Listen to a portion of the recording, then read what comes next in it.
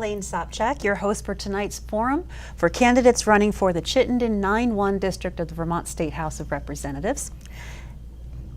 Tonight's forum is also being streamed live on the Channel 17 website, and we welcome viewers from near and far to call in with questions. You can do so by calling 802-862-3966. The candidates for this position are Jim Condon, who is the incumbent, CURT Taylor, and a third candidate, Steve Donahue, is unable to join us this evening, but you will hear from him at a future time. So we're going to cover a lot of different topics tonight, and what I'd like to do is give you each an opportunity for a 2-minute opening statement. So why don't we go alphabetically? Jim, would you like to start? Sure, happy to do so, and thanks, Elaine, and thanks to Town Meeting Television for hosting these forums. It's an important work that you do. I'm currently seeking my 7th term at the Vermont House. For the last 10 years, I've been on the House Ways and Means Committee. Before that, I was on Commerce. As a member of House Ways and Means, I think I've established a strong track record as a fiscal conservative. Yet I'm also a social moderate. It's what we call a blue dog Democrat. There are very few of us in Montpelier, so I'm happy to help carry that banner.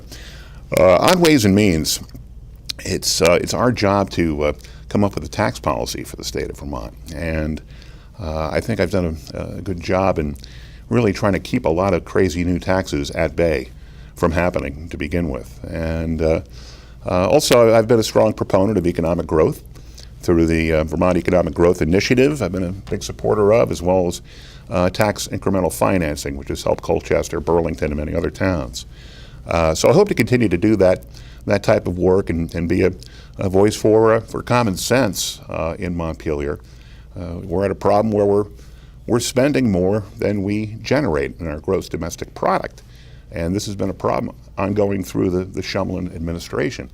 So I'm hoping that we can bring that balance back, and so I ask for your support on August 9th, and I'll turn it over to my friend CURT Taylor. Thank you. CURT, go ahead. Oh, thanks, Elaine. I'd also like to echo Jim's thanks to the Center for Media and Democracy and for Channel 17 for producing this forum. I'll tell you a little bit about myself. I first moved to the area in 1972 as a 5th grade elementary school teacher. I then held a series of jobs after 1 year of teaching, anything from childcare work in Portland, Oregon, to a newspaper reporter in Valdez, Alaska. And there was also some time back and forth in Burlington where I made hamburgers out on Williston Road for a little bit and was a computer operator at the old Chittenden Trust building.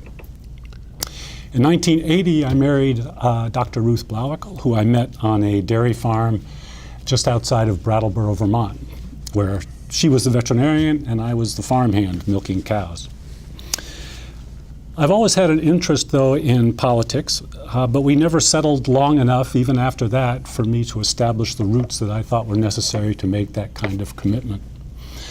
Until about 13 years ago, when Ruth accepted a position at UVM, where she is the university veterinarian. We moved there then, and when I say we, that includes my daughter Anna and our black lab, Molly. I'm now a member of the Colchester School Board and the town's governance committee. I'm also on the board of directors at LCA-TV, and I've been elected to the position of one of the Justice of Peace, which means I'm also on the Civil Board of Authority in Colchester. My work at the school board and the governance committee, as well as visits to Montpelier, convinced me that I genuinely, surprisingly enough, enjoy the hard work that effective governance requires. I actually like sitting in meetings, working through discussions, listening to others, and trying to figure out the kind of compromises that are necessary to craft a reasonable solution. Now, Colchester has a number of important initiatives under consideration: Mallett's Bay Initiative, Early Learning Center, creation of a stormwater utility, and some regional public safety proposals. I hope we'll have a chance to get back for you to cover those. So we'll move on to some questions now. Certainly. Okay? So we're going to start with the budget. Vermont faces persistent state budget shortfalls. And I'd like to know from you what the picture is for FY18 and what will your recommendations be to balance the budget. Why don't we start with you, CURT? Well, we always start with a balanced budget. I mean, the governor proposes a balanced budget. Whether it actually will balance is another matter. But it's hard enough when you're putting together a budget, say, for a family of 4 with maybe $70,000 of income. It's hard to stick to that budget. It's harder still, I've found, working with the school board when you have $38 million and hundreds of employees. There's another budget that I've at least participated in putting together. And when you get to the state level, you've got over $5 billion and thousands of employees. So it's a very complicated process that involves projections of expenditures and revenues. The problem is that the projections don't always work out. You have an economic recession, you have Irene, you have all of a sudden money from the feds giving us stimulus money. So the numbers change constantly even after the budget is passed. So that results in shortfalls that then have to be corrected and adjusted. For the solution for the future, I would say we need to expand the base for our taxes, perhaps take more from property taxes and put it into income taxes so that we expand the base for that.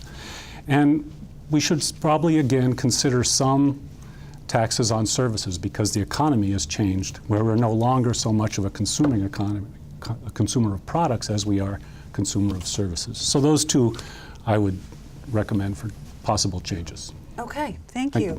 Jim, what do you have to say? Well, I've got quite a bit to say on this subject. Thank you. Colchester is a great town. We've got great families. But it's become more and more of a burden to save money, to help put a child through college, to maybe upgrade your car. And the reason is our taxes are too high. And the reason our taxes are high is because our spending is too high. Yes, we always produce a balanced budget. We have throughout our state's history. The problem is, to do that, we have to raise taxes. And that's put us in a position where we've got one of the highest tax burdens per capita in the nation. That dissuades businesses from starting. Not always, but sometimes it can. And it has a real negative effect. Like our families, we have to try to spend within our means, and that hasn't happened lately. And so we do have to face some budget constraints, self-imposed. 33% of our state spending is spent on pre-K through 12 education. About another third is healthcare, which, you know, unfortunately we've blown a lot of money trying to come up with the Shumlin Care Plan, which I was one of 3 Democrats who voted against it.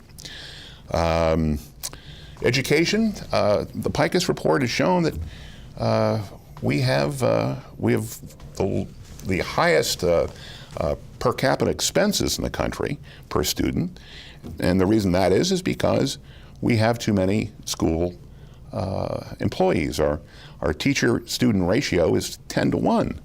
Nationally, it's more like 16 to 1. That represents hundreds of millions of dollars that we should be spending more wisely. In Colchester, and I give CURT credit for this, he's on the school board, our teacher-pupil ratio is 12.7 to 1. If every town in Vermont had that ratio, we wouldn't have to worry about raising taxes every year. Our natural economic growth that we do have, thank God we have some, would take care of that. So the problems are many. We have to look at perhaps combining more departments of government. If we're asking for efficiencies in our schools through Act 46, we should probably do the same in government. Okay. So another topic that is equally important that impacts the state's bottom line is whether the state should embrace wind, solar, and hydro, and at what scale. So what actions would you take to meet the state's energy needs? We'll start with you, Jim. Well, you know, we are meeting our energy needs now. The question is, where does that energy come from? Obviously, there have been problems trying to site wind. Solar is also facing problems. People just don't like to see all those things in their backyard. And frankly, I think we've over-subsidized these resources. Frankly, the best deal we have is Hydro-Quebec. And I would urge more reliance, more long-term contracts with Hydro-Quebec.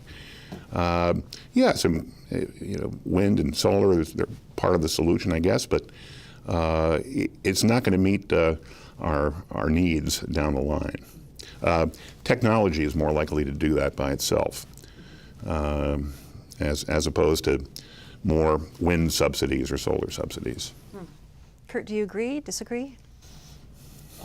Fundamentally, I suppose I agree, but I don't think the state, and probably Jim would agree, I don't know whether the state should actually embrace any form of energy generation. I'm more for letting the marketplace work those things out. I think the state any government has been proven to be a poor chooser of winners and losers in an economy. So that it would be better to maybe encourage the things that lead to energy development, but not necessarily pick one and really subsidize it as much.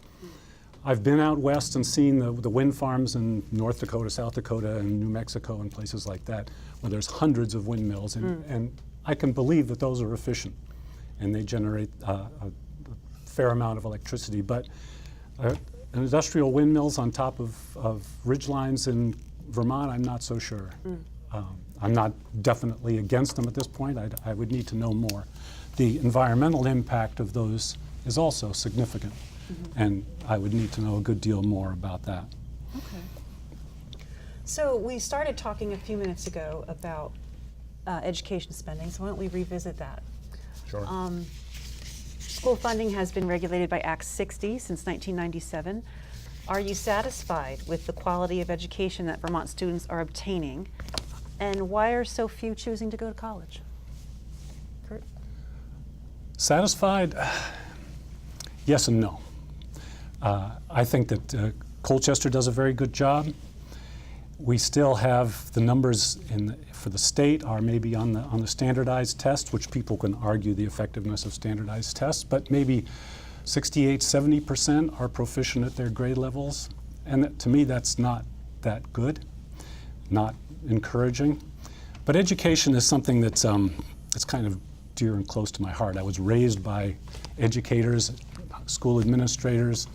Dinner conversations were constantly about how do you determine what's a good teacher, or what should students be taught, and things like this. So it's something I'm definitely interested in. It's very hard for me to say I'm satisfied with somebody's education, because I think it's so important, and I think the more education you have, the better. And that doesn't necessarily mean college and things like this. As a school board member, I visited the Essex Technology Center in Essex, and was really impressed. I think it's a great place, and the opportunities there. Everything's changed since I went to high school. And I went to high school, there was the shop boys and the college kids, or those who were bound for college. And now it's completely different. That kind of education, I think, is great, and I think what I've seen, they're doing a very good job of it. In terms of state funding, how do you feel about its impact on our budget, K-12 education? Well, it's definitely significant. And a lot of that, as I found from our budget work with the schools, is the cost of human resources, salaries and benefits. And we are coming up on contract negotiations again. I think they're going to be hard negotiations. I think the teachers may have to give a little at this time. And I think 2018, as far as Colchester goes, and probably actually most of Vermont, is going to be a very tough time for contract negotiations and for school budgets, because of what's going on with health care and educators. So, Jim, what else besides class size for you is a determinant about how to reduce K-12 spending? Well, there are a couple avenues here. And last year we had a consultant named Lawrence Pikus who put out a report taken very seriously by the legislature on what we can do to try to make it more efficient. And part of that led to Act 46, which frankly for Colchester has worked out okay, because we're really not affected. But if other school districts spend less, then we in turn will also spend less, because we have a statewide system. If a Manchester school district decides they want to spend more, and there were early spenders on pre-K, which we also had to pay, even though we didn't have pre-K at that time, then it's going to cost everyone more. The cost goes up. The Picus report also found that we could save $146 million in a variety of ways. Part of that has to do with special ed. 16% of Vermont students receive special education services. 16%. Nationally, it's 10 to 12%. Obviously, there's some over-identification of special ed going on. Not that it isn't obviously a critical need, but if we're going overboard on it, it's costing everyone. And when the price of education goes up, it makes it more difficult for residents in a town, say Colchester, to endorse their school budgets because they feel that they're paying too much and not getting enough. Again, like I said, if every district had the same teacher-pupil ratio that we do in Colchester, where my son received a great education, and I think they've done a fantastic job, we'd be in very good shape. Okay. Can I add one Certainly. thing on this? One way to chip away at this is also, and I reiterate my support for teachers in that I think professional development, money spent on professional development, can be very useful because it does can allow for the higher class sizes, and also it can have an impact on the special ed costs that Jim talks about. Okay, thank you. Thank you both. So we're going to switch topics and something that's been in the news a great deal. Okay. So we saw recently that in Vermont, it's very easy to buy firearms. 7 Days reporter Paul Hines was able to purchase an AR-15, the same gun used to kill over 50 people in Orlando, with just some emails, no identification, a cash exchange in a local parking lot. So my question for you is, do you think Vermont should implement additional restrictions and regulations on guns? You go first. I have a friend, and I told him, when I first told him I was running for state representative, he said, if you don't raise my taxes or take my guns, I'll vote for you. He did change on the taxes. He finally admitted that taxes do sometimes have to go up, but the guns he never gave up on. And I think there's no question that no one in Vermont is trying to take anybody's guns away. The other thing that he pointed out, and I think it's important, is that one thing that he really doesn't like is the idea of overzealous or liberals in general trying to make craft legislation when they don't know what they're talking about. People who are really involved with guns or who own guns are often very knowledgeable about them, but the people who are making the regulations don't always consult that way. In Colchester, we recently had a bout of a change with one of our ordinances, and this came up in that. There was a select board meeting that I attended, and it was obvious that at least one of the select board members didn't know about the guns as much as the people attending who were very much interested in it. And so immediately put up a barrier. The select board was smart and did set up restarted the process with a group of people who knew what they were talking about and also wanted to work towards a solution. And I think that's what we need to do on a state level also. I think when good people get together, knowledgeable people who seek representation from the various sides, solutions can be made where we can limit put more restrictions, small restrictions on the use of guns. I don't know enough to be able to say, we want the semi-automatics, automatics, cartridge sizes, what kind of, that I'm not that familiar with guns. Okay. Jim. Well, I don't agree on a lot of things with Governor Shumlin, but on this one I do. If there's going to be any further regulations or restrictions, it has to be on a federal level. It's not something we can do just by our own little state. And I think it's interesting that the 7 Days reporter you referred to, Paul Hines, when he purchased the rifle in a parking lot, he didn't have to go through any background check. This was just a one-to-one transaction. I'm also wondering if Paul's done with the gun since then. But He handed it over to the police. oh, he did. Good. That's the end of the article.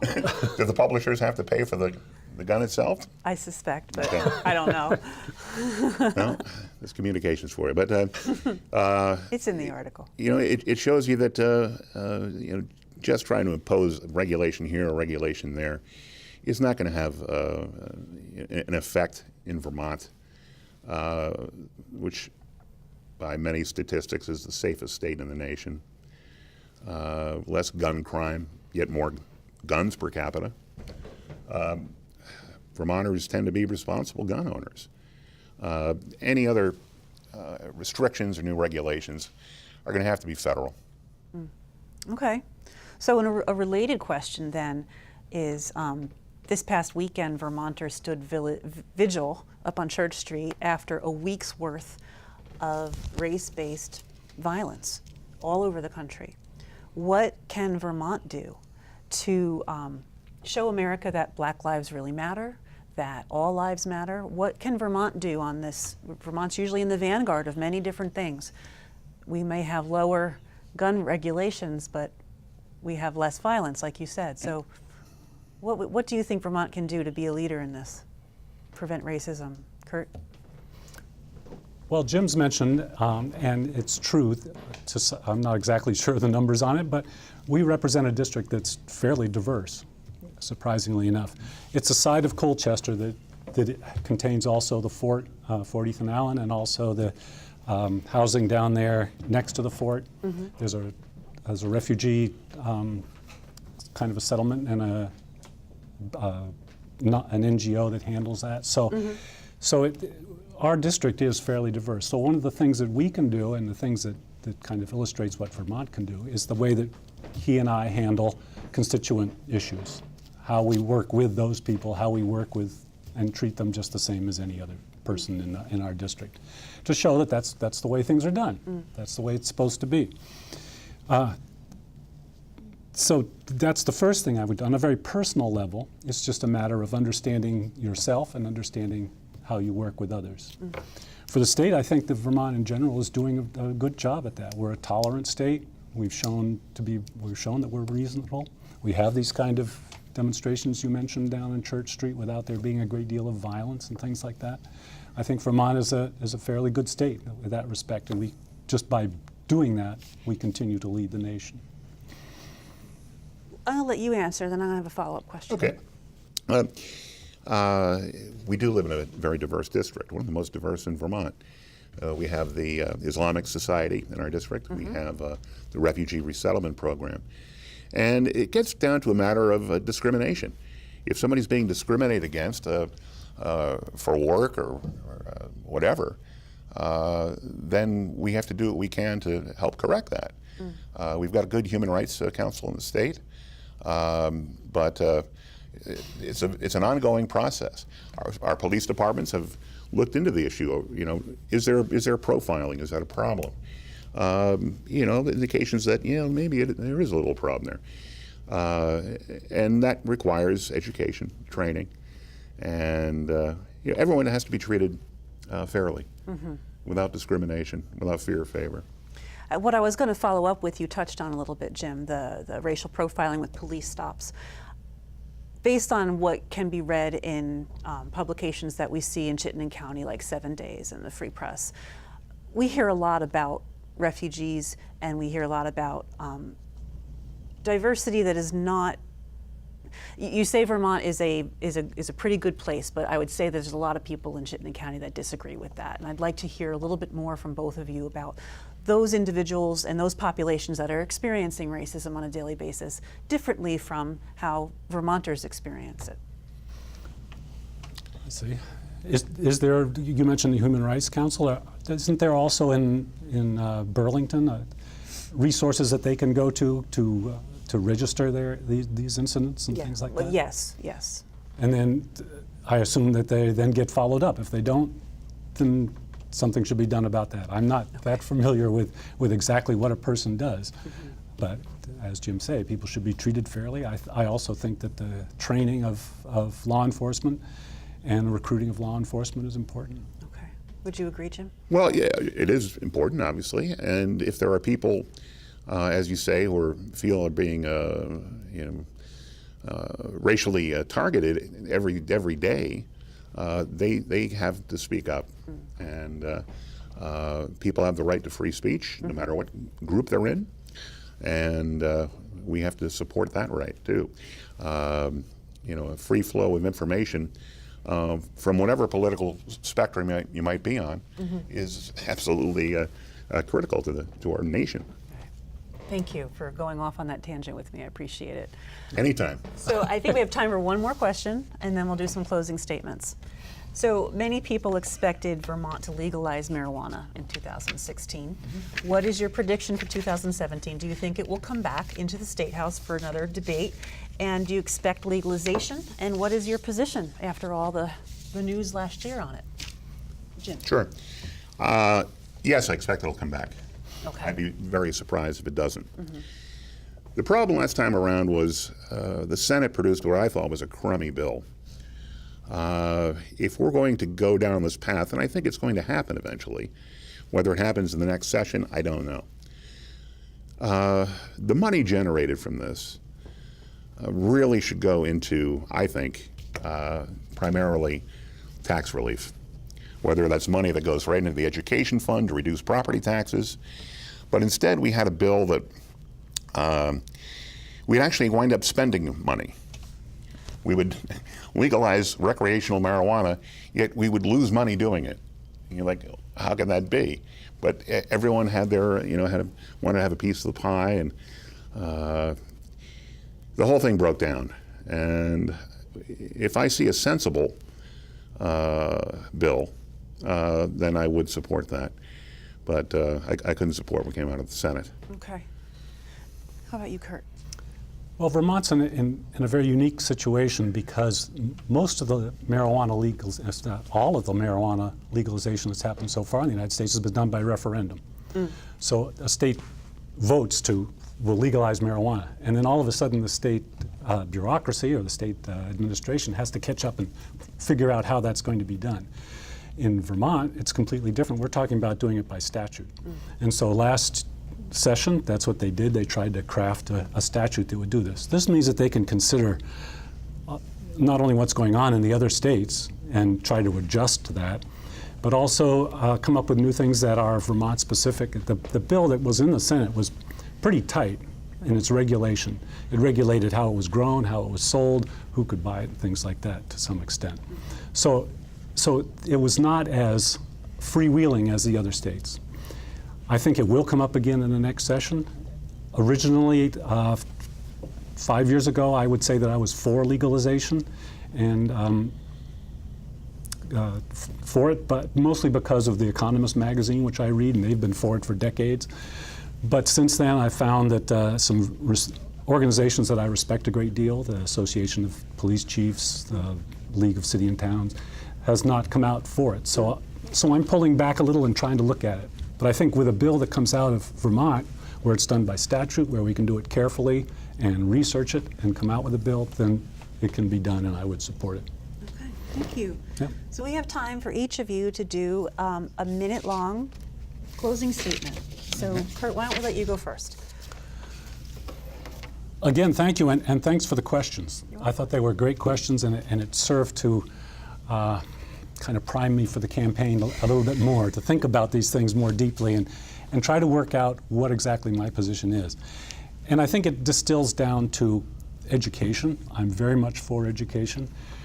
I think I see that as the basis for a lot of our problems. If we could improve our education, we would be able to improve a person's life and the way that they interact with others and the society they live in. As a first-term legislator, I will not have very much influence, and I don't know if I want to as a first-term legislator. I'd be one of 150 others on a committee totally new to me and things like that, but I would follow the advice that my father gave me, who was a golfer, and he said, keep your head down, keep your eye on the ball, and follow through, and that's what I would do. Okay, thank you very much. Jim, what's your closing statement? Well, I'd just like to say that one of the things we have in Montpelier at the State House, too much party division. The political parties are always at each other's throats, all three of them. And